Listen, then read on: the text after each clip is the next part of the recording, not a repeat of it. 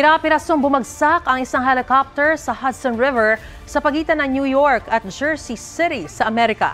Bukod sa piloto, patay ang 5 pasahero nito, isang Spanish executive at misis nito at 3 anak na menor de edad.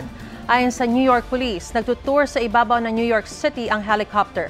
Wala pang pahayag ang kumpanyang may-ari ng bumagsak na helicopter. Patuloy ang investigasyon.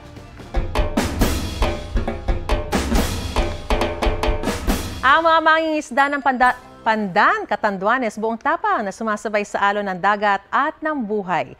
Ibinibida nila yan sa kanilang pista na tampok ang karera ng kanilang bangka, ang kanilang Dinahit Festival sa ating Pista Pinas. Sa araw na ito, sabay-sabay naglayag ang mga mangingisda sakay ng kanilang makukulay na bangka. Hindi para mangisda, kundi para magkarera. Ito ang Dinahit Race sa Pandan, Catanduanes, isa sa inaabangang highlight sa kanilang Dinahit Festival. Ang patimpalak na ito, paalala rin sa sinaunang paraan ng paglalayag, gamit ang bangkang tinatawag ng mga taga-Pandan na Dinahit. So, the Dinahit Festival is considered the oldest festival in the Happy Island of Catanduanes. Ang pinaka-highlight po ng Dinahit Festival ay ang mga maritime tradition. Tampok din sa pista ang mga tradisyonal na sayaw at mga produktong lokal na simbolo ng mayamang kultura at kasaysayan ng Pandan. Pero higit na binibigyang parangal sa 3 dekada ng selebrasyong ito ang kabuhayang nakagisnan at ipinagmamalaki ng mga Pandananon.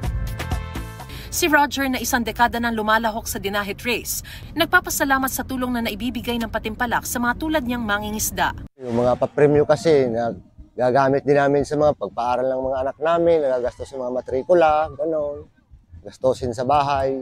Tulad ng buhay ng isang mangingisda, sinusubok daw ng karera ang bilis, liksi at tibay ng bawat kalahok, gaya ng kanilang pag-ahon sa buhay at sa mga hamong hatid ng dagat. Leksyon sa buhay na sana raw ay matutuhan din ng mga kabataan.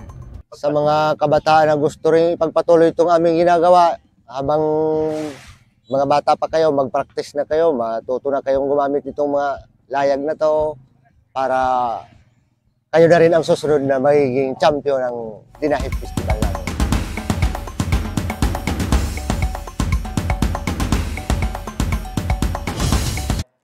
Huwag magpahuli sa mga balitang dapat niyong malaman. Mag-subscribe na sa GMA Integrated News sa YouTube.